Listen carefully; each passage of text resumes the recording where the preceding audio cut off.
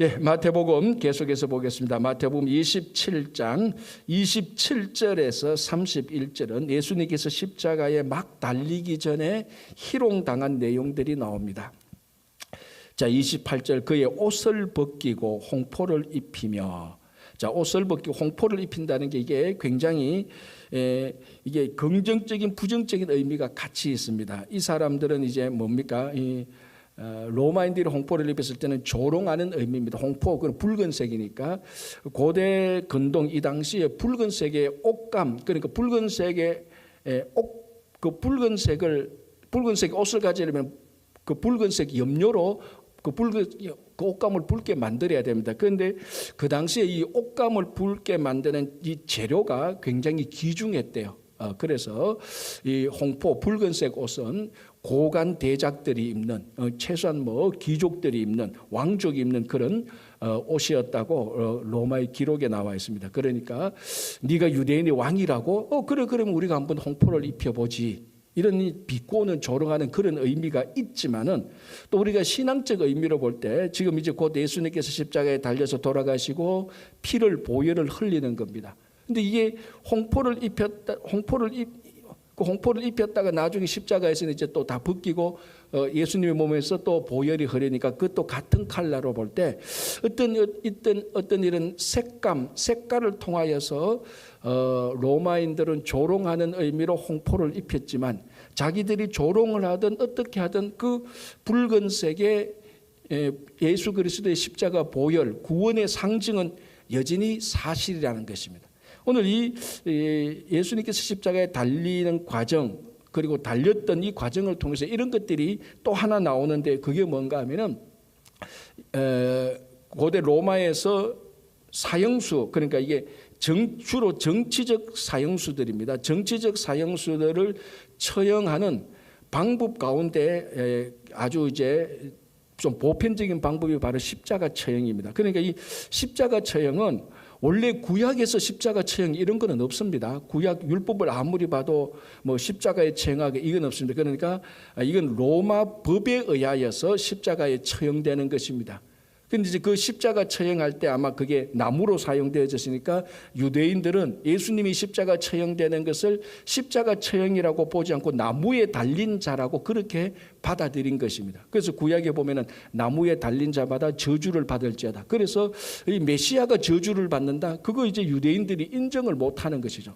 그래서 예수님 십자가에 달려 돌았을 때 다 도망가고 저주받은 자다. 우리 말로 하면 부정한 자다. 우리 말로 하면 또 다른 말로 속았다. 메시아인 줄 알았는데 알고 보니 속았다. 메시아인 줄 알고 보니 저주를 받은 자네, 나무에 달린 자네, 이렇게 받아들인 것이고 정식으로 로마식으로 말하면 십자가 처형입니다. 그런데 십자가 처형은 주로 정치적인 잘못된 사람들, 이제 반역자들 이런 사람은 다 십자가로 처형하는 겁니다. 그래서 예수님의 죄명이 뭐였죠? 마태복음에 나타난 예수님의 죄명이 뭡니까? 너가 유대인의 왕이라고? 이건 반역죄죠. 왕은 황제밖에 없는 거죠. 그래서 이걸 걸고 이제 빌라도 법정에서 유대인의 왕으로 처형되는 겁니다. 그래서 십자가 죄패에도 그 당시에 십자가에 사형시킬 때는 이 사람의 범죄가 무엇인지를 기록합니다. 간단하게. 강도, 도둑, 살인 이런 식으로. 그런데 예수님은 뭐라고 처형하지? 반역 이렇게 안 해놓고 유대인의 왕이라고 썼습니다. 자기가 유대인의 왕이라고 주장했다는 거죠. 그게 이제 십자가 처형하는 로마인들, 다른 사람 종교 지도자는 그걸 비꼬는 의미로, 조롱하는 의미로 유대인의 왕이라고 말을 했지만 그게 조롱하는 의미든 비꼬는 말이든 부정적인 말이든 거짓말을 하려고 주장했던 말이든 그 사실 자체는 예수님이 누구인가를 온 천하에 알리게 되는 겁니다. 유대인의 왕이라는 겁니다. 맞다는 겁니다. 아무리 비난하고 조롱하고 무슨 소리를 해도 그 유대인의 왕이라고 말했던 그 단어의 사실, 요즘 우리가 잘 말하는 팩트, 그 팩트는 진실이라는 겁니다. 그래서 유대인의 왕으로서 그 죄패에 37절 보면 이렇게 되어 있죠. 그 머리 위에 이는 유대인의 왕 예수라 쓴 죄패를 붙였더라. 그러니까 자기들이 조롱하면서 얕보면서 무시하면서 예수 그리스도의 메시지를, 하나님의 메시지를 전하게 되는 그런 아이러니한 일들이 일어나게 된 것입니다. 그렇죠? 자, 그래서 십자가를 할 때 막 이제 옷을 벗기고 홍포를 입히고 가시관을 그 머리에 씌우고 오른손에 갈대를 오른손에 들리고 무릎을 꿇고 희롱하여 이르되 유대인의 왕이여 평안할지어다. 이 다 조롱하는 거죠. 비꼬는 거죠. 그죠? 그에게 침 뱉고 갈대를 빼앗아 그의 머리를 치더라. 희롱을 다한 후에 홍포를 벗기고, 자, 여기 보십시오. 아까 유대인의 왕이라 했는데 옷을 벗고 홍포를 입고, 홍포는 왕이나 귀족들 이런 사람들이 입는, 왕족이 입는 옷이고요. 그리고 가시관을 엮고 머리에 씌우고 갈대를 오른손에 들리고 왕모습으로 만드는 거예요. 왕모습으로 만들어 놓고 이 사람들이 그 앞에 무릎을 꿇고 희롱하면서 유대인의 왕이, 그러니까 이게 조롱하는 놀이를 지금 하고 있는 겁니다. 이 사람들이 너 유대인의 왕이라고? 그럼 왕이면 멜류관이 있어야지. 그래서 가시관을 멜류관을 쓰고 왕이라면 뭐 이거 주의하는 봉이 있어야지. 여기 갈대가 있네. 갈대 잡아라. 갈대 쥐고 너 주의해라. 왕의 복장이 이게 뭐야? 홍포를 입어야죠. 홍포를 입히고 왕모습으로 만들어 놓고 이 사람들이 그 앞에서 무릎 꿇고 왕이시여 왕이시여 조롱하는 놀이를 하는 겁니다. 그래서 말하기를 유대인의 왕이여 평안할지어다. 이거는 뭐냐면은 신하들이 황제나 왕을 만나러 올 때 하는 인사입니다. 우리 뭐 만세 만만세 이런 것처럼 왕이시여 평안할지어다 그런 인사를 지금 조롱하면서 하는 건데, 이게 사실은 조롱하면서 하는 거지만 사실은 유대인의 왕 앞에 나중에 예수께서 부활하셔서 진짜 하나님께서 부활하신 예수님을 할 때 온 백성이 그 앞에서 무릎을 꿇고 경배할 것이다. 사도 바울이 고백했던 그 말씀이 조롱하는 이 형태를 통해서 미리 나오는 겁니다. 자, 그리고 조롱 다 하고 난 다음에 자, 30절 그에게 침 뱉고 갈대를 빼앗아 머리를 치고 희롱을 다한 후에 홍포를 벗기고 도로 그의 옷을 입혀 십자가에 못 박으러 끌고 나가는. 그러니까 여기에 드러난 가장 중요한 핵심은 수치입니다. 수치를 주는 거죠. 아주 창피스럽게 하는 겁니다.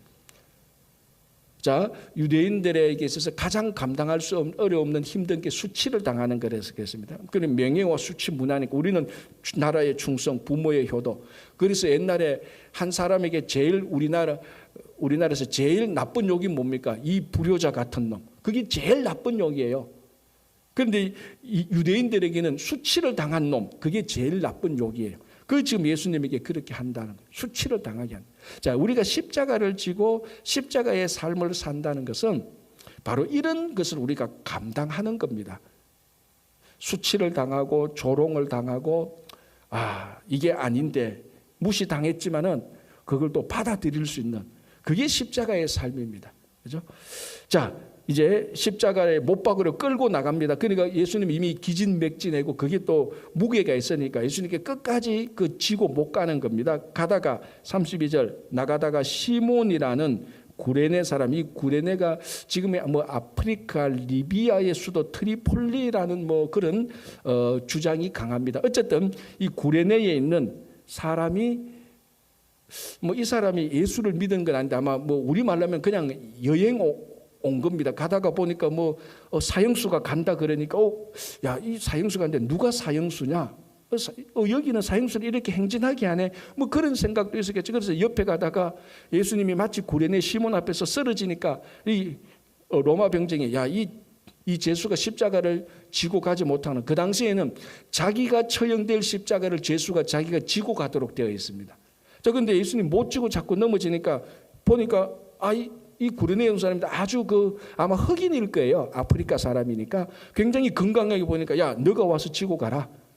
괜히 옆에 구경하러 갔다가 진짜로 뭡니까 이거 엉뚱하게 전혀 자 우리말로 세상 말로 좋은 말로 팔자에 없는 일을 하게 된 겁니다. 누가 상상이나 했겠어요. 근데 시몬이 이거 어쩔 수 없이 로마 군사가 지고 가니까 또 뭐 겁도 못 가니까 이제 십자가를 지고 가는 바로 그 장면입니다. 그래서 우리가 어쨌든 그죠? 구레네 시몬은 십자가를 지고 가는 삶이 되어버렸어요. 그래서 우리가 이걸 가리서 억지로 십자가 지는 거잖아요. 사실 원칙적으로 말하면 십자가는 억지로 지는 게 아닙니다. 그죠? 결국 하나님의 뜻에 순종해서 지는 거예요. 그러나 우리 본성은 여전히 십자가를 억지로 지는 본성이 남아 있습니다. 우리가 십자가를 자발적으로 주님의 뜻을 따른다는 순종해서 십자가를 져야 되지만 그럼에도 불구하고 우리들의 죄된 본성은 여전히 사람마다 정도의 차이는 있지만은 억지로 십자가 지는 면이 다 있습니다.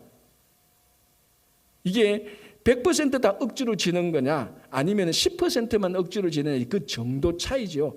죄된 본성에는 억지로 십자가 지는 게 다 있죠. 자, 그래서 이제 우리가 사도 바울의 또 로마서를 읽어보면은 이 알렉산더와 구포의 어머니가 나옵니다.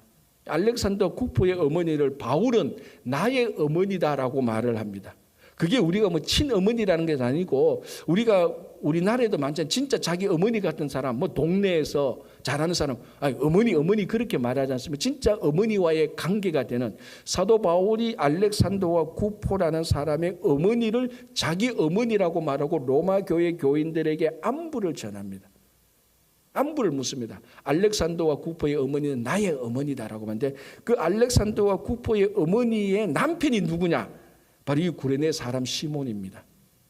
그러니까 이 구레네 사람 시몬의 아내가 이름은 없어요. 알렉산더 루포의 어머니인데 사도 바울이 이 사람을 나의 어머니라고 말할 정도로 초대교회에 아주 그 이름 없는 혁혁한 하나님 나라의 공로자가 되는 겁니다. 그런데 알렉산더 루포의 어머니라고 말을 했으니까 알렉산더 루포는 많이 알려진 사람이죠.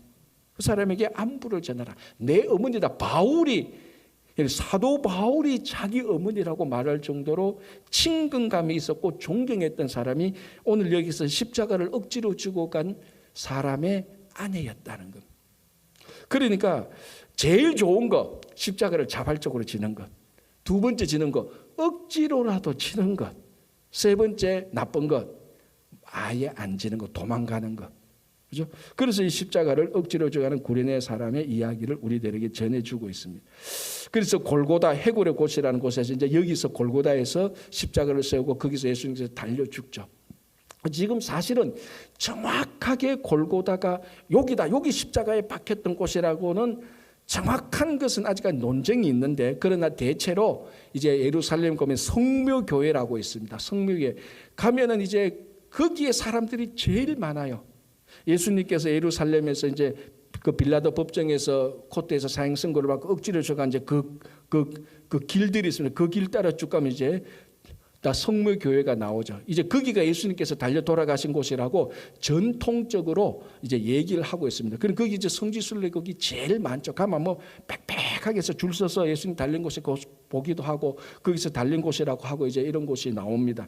자, 어쨌든 그 이름이 해골 곳이다. 이건 처형 장소가 맞는 거죠. 해골 곳이다. 그곳에까지 가서 예수님께서 이제 십자가에 달려 돌아가시는 겁니다. 37절 그 머리 위에 이는 유대인의 왕 예수라 쓴 죄패를 붙였더라. 아까 말씀하신 것처럼 이 예수님의 죄명이 뭐냐? 왕이라고 말했던 죄다라는 것을 얘기하고요. 자, 예수님께서 십자가에 달렸을 때에 그 좌와 우에 강도들 두 사람 또 같이 달립니다. 그런데 이 강도가 돈 훔치는 강도가 아니에요. 정치적인 범죄자입니다. 이 두 명의 강도도. 그러니까 로마 정부에 저항했던 사람들하고 마찬가지. 우리말로 하면은 일제에 저항했던 뭐 독립투사 이런 사람들이에요. 뭐 강도 둘이라고 그러니까 뭐 다른 사람을 위협하고 돈을 훔치는 강도 그런 강도가 아니에요. 우리말로 하면 정치적인 범죄자입니다. 왜? 이 둘도 예수님의 좌우에 십자가에 달렸으니까. 십자가 처형은 사회적인 범죄나 뭐 어떤 민사상의 범죄를 다루는 처형 도구가 아니고 정치적인 범죄를 다루는 겁니다. 그러니까 유대의 왕이고 옆에 가에서도 이제 두 명의 강도들 이 사람이 같이 십자가에 달리는 거죠. 자, 이제 그러면서 예수님 십자가에 달리니까 그 주변에 있었던 사람들, 예루살렘 유월절을 맞이하러 왔던 사람들, 예루살렘에서 이런 얘기 저런 얘기를 들었던 사람들, 예수님을 따라왔던 사람들, 로마 궁정들 온갖 사람들이 이제 다 이제 구경거리가 난 거예요. 그러면서 일체 하는 말이 뭡니까? 저 사람이 하나님의 아들이라고 주장했다며? 저 사람이 메시아라고 주장했다며? 그런데 꼴이 저게 뭐야? 저 뭐 십자가에 달려, 저거 뭐 우리 이런 얘기 충분히 하고도 남았을 거야. 그러면서 네가 그리스도냐, 왕이냐, 이스라엘의 왕이냐, 하나님의 아들이냐? 야, 그러면 십자가에서 내려와야지. 너무나 당연한 논리적인 주장입니다. 100% 당연한 논리적인 주장입니다. 제가 늘 이런 말하지만 저도 아마 그 자리에 있었으면은 고함은 지르진 않았지만은 저도 동의했을 거예요. 아니 메시아로 왔는데 오병이어의 기적도 별보고 죽은 사람도 살리는데 지금 자기가 죽게 될 판인데, 우리 그렇잖아요. 죽은 사람도 살리는데 자기가 죽게 될 판인데 자기 목숨을 왜 못 살려? 상식 중에 상식이죠. 그런데 죽은 사람도 살렸대. 그건 마리아하고 마르다 오라버니 나사로 저 사람이 살렸대. 그래? 근데 왜 자기는 못 살려? 에이, 거짓말. 충분히 그랬을 거라고요. 왜냐하면 내 생각이 그래 되니까. 나도 이런 생각하니까 오직 그런 말 말이에요. 그러니까 결론은 전부 다 하나입니다. 십자가에서 내려와 봐라. 그러면 우리가 지금 다 들었던 것, 내가 지금 유월절 지키려고 예루살렘에 왔는데 예루살렘에 오니까 메시아, 난 예수에 대해서 얘기했던 것은 내가 사실은 반신반의했는데 지금 당신이 십자가에 달린 거 보니까 반신반의가 아니고 다 의심이 된다. 그런데 당신이 십자가에서 내려오면 내 100% 믿고 나도 당신이 하나님의 아들하고 경배하겠다. 충분히 얘기하죠. 그런데 우리가 알지만 그때 예수님께서 십자가에 내려왔었더라면 거기에 모인 모든 사람들한테 하나님의 아들하고 유대인의 왕이라고 경배는 받았을 것입니다. 한순간 정말 이 사람이 메시아라고 인정도 받았을 것이요. 그러나 우리들의 영원한 생명은 확보하지 못합니다. 십자가에서 우리 죄를 지시고 거기서 죽으셨다가 그래야 우리 죄가 말살되지 않습니까? 십자가를 진 사람이 죽어야 우리 죄가 없어지는 것이, 십자가를 진 사람이 거기서 살아나 버리면은 그 사람들한테는 그리스도가 되고 그 사람들한테는 왕이 되고 그 사람들한테는 하나님의 아들이 되겠지만 우리 영혼은, 우리 죄가 안 죽었는데 우리 죄가 해결이 안 되잖아요. 그래서 십자가에서 우리 죄를 지시고 죽으셔야 되는 거예요. 그래야 우리 죄가 말살하고 우리가 그를 믿음으로 말미암아 죄 용서함을 받게 되는 거예요. 여기서 십자가에서 내려왔다면은 그 사람들한테는 인기 최고고 슈퍼스타고 진짜로 아마 지형이 바뀌었을 겁니다. 그러나 우리 영원한 생명은, 우리는 그러면 우리 죄는 누구를 믿고 어떻게 구원을 받아? 우리는 우리 죄 용서함은 없게 되는 겁니다. 그래서 저는 이제 말합니다. 여기는 제가 붙인 겁니다. 예수님의 마지막 유혹이 바로 이겁니다. 십자가에서 내려와 봐라. 예수님께서 안 내려온 거죠. 그러니까 사람들이 다 우리가 속았네. 다 속았네라고 말하는 거죠. 그렇죠? 자, 이제 그렇게 해서 예수님께서 이제 45절부터 진짜로 예수님께서 돌아가시기 시작하는 겁니다.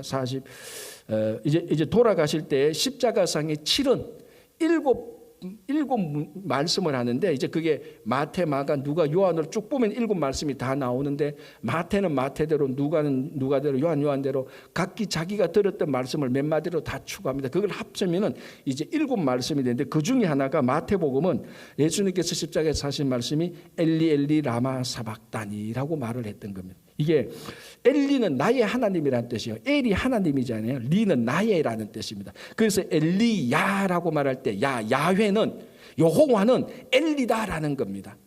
엘리야는 야는 엘리다. 야는 우리 경상도 말 야야 그게 아니고 야훼 여호와. 그래서 엘리야는 여호와는 엘리 나의 하나님이다. 그래서 엘리 제사장 할 때 엘리도 이거예요. 이런 뜻이에요. 그러니까 하나님 예수님께서 엘리 엘리 라마 사박다니 할 때 엘리는 나의 하나님이라고 하는데 옆에서는 엘리만 듣고 엘리야를 부른다고 착각을 하게 된 거예요. 그래서 밑에 사람들이 엘리야를 왜 불러? 엘리야가 선지자의 최후 선지자니까 지금 엘리야에게 도움을 요청하는가?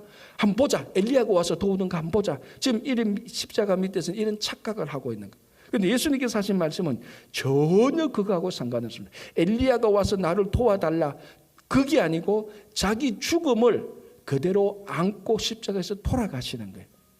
여전히 엘리야를 말하고 여전히 하는 이런 사람들은 예수님께서 십자가에서 돌아가시는 그 죽음에 대해서 전혀 이해가 없는 겁니다.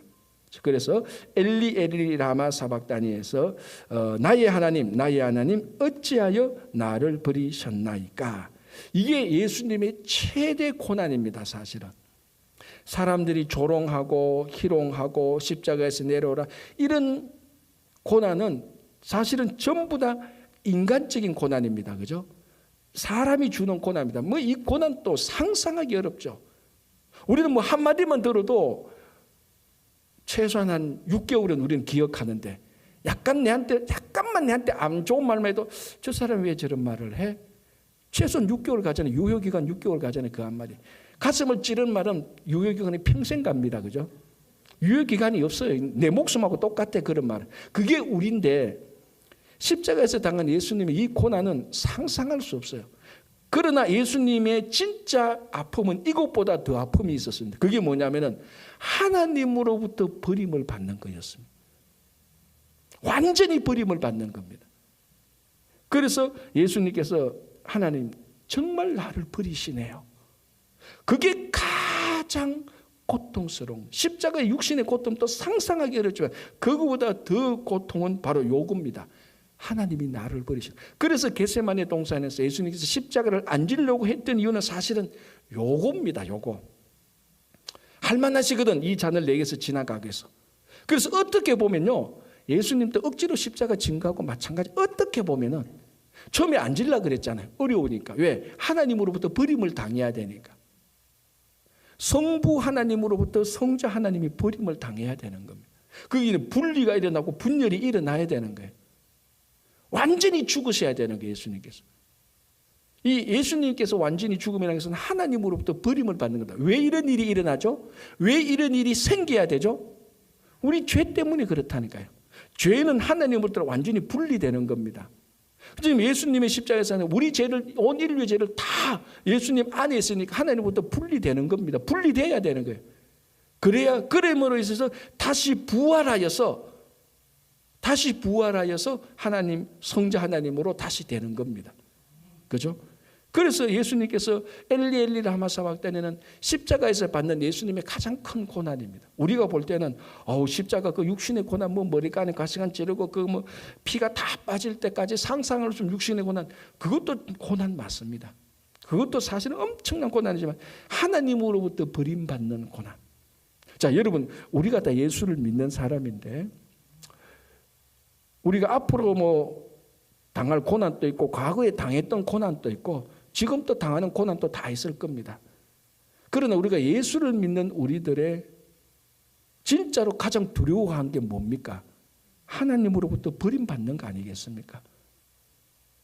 다른 말로 하면은 우리가 영원한 생명의 나라에 못 들어가는 것, 그게 제일 큰 두려움 아니겠습니까? 인간적으로. 그죠? 그것이 확보된다면은 우리가 사는 모든 우리들의 삶은 다 일시적인 겁니다. 그래서 예수님께서 정말 내가 버림을 받네요. 왜? 우리 죄 때문에. 죄는 하나님이 다 버리는 거니까. 그런데 그걸 모르는 밑에 있는 사람들이 야, 예수가 그래도 살라고 발버둥 치는구나. 우리 말로 하면 저 봐, 엘리야를 부르는 거 보라고. 엘리라고 말하는데 엘리야라고 듣는 거예요. 그래서 제 생각에는 제발 사람 말 좀 제대로 듣자고. 제발 예수님은 엘리야, 예수님은 하나님을 부르는데 밑에 사람은 엘리야를 부른다고 착각하니 뭐 오늘 이게 십자가에서 핵심 메시지는 아니에요. 그러나 이걸 보면서도 참 사람들이 듣는 게 진짜 약하다. 엘리라고 말하는데 옆에서는 엘리야라고 들으니 그 야자가 하나 붙이는 게 완전히 의미가 다른 거죠. 완전히 의미가 다른 거죠. 그래서 이제 한번 보자. 예수님이 지금 저 사람이 저렇게 죽으면서 엘리야한테 도움을 요청하는구나. 엘리야가 왔는지 한번 보자. 그렇게 이제 얘기를 하는 겁니다. 49절에 그 남은 사람들이 이르되 가만두어라. 엘리야가 와서 그를 구원하나 보자 하더라. 엘리야가 구원 안 하죠. 하나님이 구원하는 거죠. 그리고 예수님이 지금 자기를 구원해 달라고 기도한 간에 하나님의 버림에 대한 하나님께서 자기를 버리는 것에 대한 그 탄원이지 살려달라고 말하는 탄원이 아니잖아요. 자, 그리고 51절 이에 성소 휘장이 위로부터 아래까지 찢겨져 둘이 되고 땅이 진동하며 바위가 터지고 예수님께서 50절 정확히 말하면은 마태복음 27장 50절 요 구절에서 정확히 예수님께서 돌아가십니다. 50절 예수께서 다시 크게 소리 지르시고 영혼이 떠나시니라. 완전히 이제 돌아가셨어요. 그리고 바로 일어난 사건이 성소 휘장, 성소와 지성소를 막고 그 휘장이 쫙 찢겨지는 겁니다. 자, 이 의미는 지성소는 대제사장이 1년 한 번 그 안에 들어가서 모든 이스라엘 백성들의 죄를 지고서 하나님 앞에서 속죄하는 겁니다. 그러니까 죄 용서함을 받기 위해서 대제사장이 하나님께 나아가는 곳이 지성소죠. 그런데 그걸 막고 있는 게 성소 휘장입니다. 그 휘장이 찢겨짐으로 말미암아 예수 그리스도의 죽음이 하나님으로 가는 길을 만드는 거예요. 길을 만드는. 그때는 대제사장이 1년에 한 번만 딱 들어가서 속죄함을 하는. 그래서 이제는 그 길을 예수님께서 막아버리고 다른 길을 여는 겁니다. 성소 휘장을 찢겨서 이제는 하나님으로 가는 길을 누가 내는 겁니까? 예수님이 내는 겁니다. 그래서 우리는 하나님으로 가는 길은 예수 그리스도 한 길 외에는 없다라고 말을 하고 우리가 고백하는 겁니다. 그래서 요한복음 13장 내가 곧 길이요, 내가 곧 길은 I am the way, I am a way가 아니고 I am the way. 내가 바로 그 유일한 그 길이다. 그게 오늘 여기서 예수 그리스도께서 성소 휘장을 찢음으로 하나님으로 가는 길을 내어 놓았습니다. 그래서 우리가 예수님을 믿어서 하나님으로 가는 거고, 우리가 기도할 때도 예수님의 이름으로 기도하는 겁니다. 제가 늘 이런 얘기하지 않습니까? 예수님에게 오는 길은 여러 가지가 있습니다. 하나님으로 가는 길은 예수 그리스도의 길 하나밖에 없습니다. 여러분들이 사고를 나고 전도를 받고 마음이 우울해서 아니면 동영상을 통해서 찬송가를 보다가 이게 너무 좋아서 예수님에게는 오는 길이 여러 가지가 있어요. 우리가 친구 초청을 해서 예수님에게도 오고 여러 가지로 예수님에게 오는 겁니다. 그러니까 하나님에게로 가는 길은 한 길밖에 없습니다. 예수 그리스도 길 외에는 없어요. 쉽게 말하면 이겁니다. 온갖 사방에서 여러 길로 통해서 예수 그리스도에게 다 모이는 거예요. 다 모였다가 예수 그리스도의 이름으로 하나님에게 가는 겁니다. 다른 길은 없어요. 다른 길은 없습니다. 그게 오늘 예수님의 죽음에서 성소 휘장이 찢어짐으로 우리에게 주는 말. 이제 예수님께서 I am the way, 내가 길이다. 그래서 예수를 우리가 믿어서 하나님에게로 가는 겁니다. 자, 마지막 하나만 더 볼게요.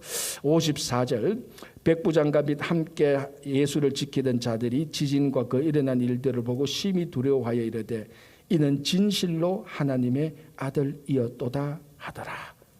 자, 예수님께서 돌아가시고 이 백부장과 예수를 지키는 자는 예수님의 십자가 처형을 다 진행했던 사람들이고 그 과정을 다 보았던 사람들입니다. 자, 이 사람들이 사형을 처음 집행했을까요? 아닙니다. 여러 번 집행했을 거예요.